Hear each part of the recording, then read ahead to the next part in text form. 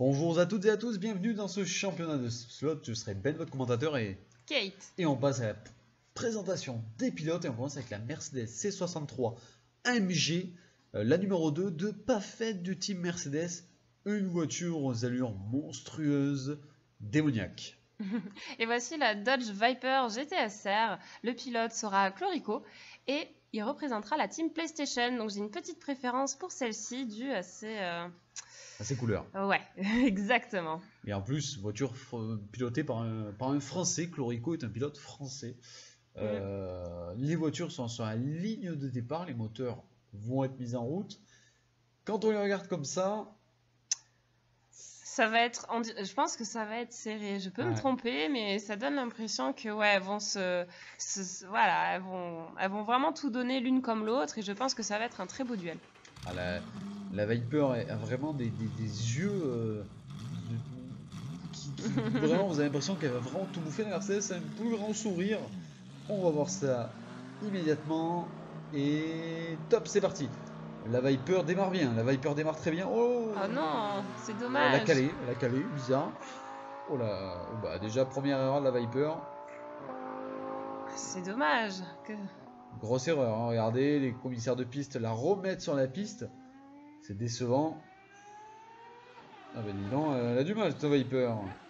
La Mercedes C63 sans une sortie de PlayStation, c'est reparti, mais c'est assez curieux quand même. Généralement, on rencontre rarement ce genre de problème, surtout sur une course. Ouais, là, ça fait beaucoup. Oh là là là là, sortie de piste à nouveau, oh là là. Mauvais pilotage. Mauvais pilotage, mais même je pense que malheureusement le pilote n'est pas entièrement fautif. Et sortie de piste de la Mercedes et la Viper, les deux en même temps. Décidément. Ah, c'est dingue. C'est une sacrée course pour les deux pilotes, hein. Mais comme je disais tout à l'heure, effectivement, à mon avis, la Dodge, le pilote n'est pas fautif. Il n'est pas. Je pense que la voiture a un souci aussi et qui du coup porte préjudice à la course. Mais regardez, elle est encore sur cette piste au même endroit. C'est assez dingue. Et la Mercedes la rattrape à une vitesse. Regardez ça. Bah, regardez, la Viper, le pilote a levé le pied, mais ça suffit pas. Il s'est encore planté au même virage. Il sort de piste à cet endroit-là, mais c'est dingue. C'est assez, oui. Je suis assez déçue par cette course parce que je m'attendais pas à ça. Il y a normalement davantage de rectification avant une course. Ah, bah d'accord, accrochage à la Viper qui a poussé la Mercedes. Pour la Mercedes qui met un tour, en poussant la Viper. C'est un juste retour des choses. Oui, je pense, oui. Et regardez, la Mercedes a un tour d'avance. Vous entendez bien, la Mercedes a mis un tour à la Viper. La Viper qui a levé. Oh là là. Une chute encore. Ouais, encore une sortie de piste pour la Mercedes. Et la Viper. Elle a du mal à suivre. Hein. Mais là, regardez, il a levé le pied. Clorico a levé le pied. Oui, il a levé le pied. Il a bien compris que sa voiture avait ses limites. Et regardez, il a pas fini. Alors que la Mercedes est déjà arrêtée. Et ça y est, enfin terminé.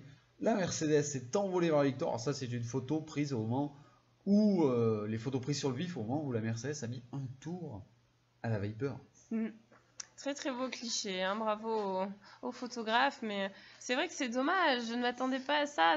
Je pense que nous discuterons avec le pilote, et je suis assez sûre de moi quand je dis qu'à mon avis la voiture est aussi en cause dans cette course qui a été flambée quoi, pour lui. Ah oui, grosse défaite. Oui, on est désolé pour lui, mais pas que de mauvaises choses. Mais la Mercedes, elle a gagné, donc toutes mes félicitations au pilote. Et au team Mercedes.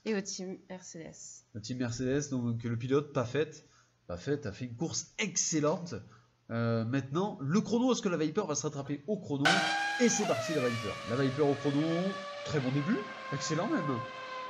Oh, impressionnant, grosse vitesse. Elle se rattrape à mon avis. Il y a eu des réglages.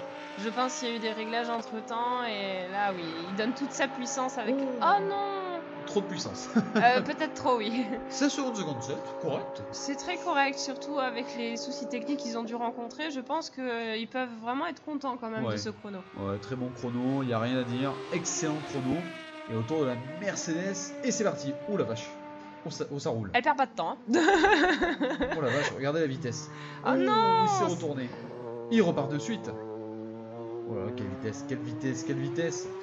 Je pense qu'il a une totale liberté sur ce circuit étant donné qu'il est tout fini seul. 12,97, record de la première manche. C'est impressionnant, il a fait une chute et malgré tout il bat les records.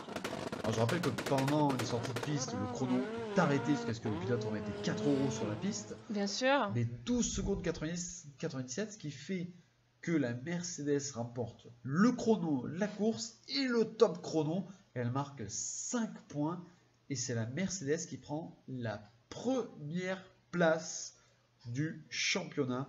Elle marque des points partout. Et par contre, la Viper est 6ème. Mais oui. Franchement, bon, ça a été très difficile pour le pilote, donc félicitations quand même à lui. Oui, il a été courageux. Il a été courageux, oui. C'était très dur de piloter dans Bien ces sûr. conditions. Les pneus n'adhéraient pas, la mécanique n'était pas au rendez-vous, la voiture patinait énormément. Il a eu du courage, il est allé jusqu'au bout de la course et a fait un bon chrono. C'est tout à son honneur. En tout cas, merci de nous avoir suivis. À bientôt pour la seconde manche de ce championnat. À bientôt.